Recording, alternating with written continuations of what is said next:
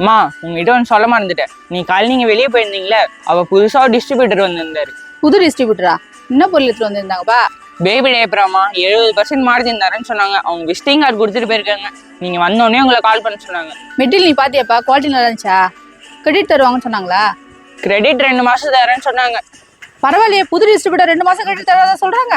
அம்மா இந்த டைப்பர் வாங்காதீங்கம்மா. அதோட குவாலிட்டி பிளாஸ்டிக் மாரி இருக்குமா.